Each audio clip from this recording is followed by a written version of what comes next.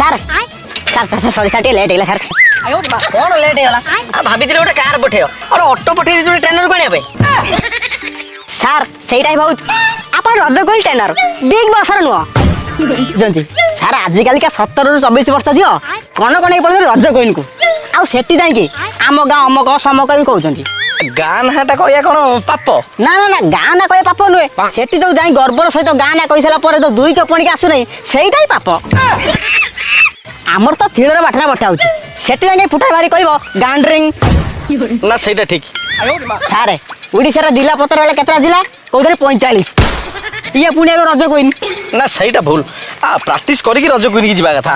ସାରେ ଆର ବର୍ଷ ଆମ ଗାଁ ଗୋଟେ ଝିଅ ହେଇଥିଲା ରଜ କୁଇନ୍, ତା ନା ହେମା। ତାକୁ ରଜ କୁଇନ୍ରେ ପଚରା ଗଲା ଓଡ଼ିଶାର ସ୍ମାର୍ଟ ସିଟି କୋଉଟା, ସାର୍ ସିଏ କ'ଣ କହୁଥିଲେ ମାଳିସାହି। ସାର୍ ମୁଁ 2 ମାସ ଘରୁ ବାହାରି ପାଇଲେଣି। ବାହାରି ବି ହବନି।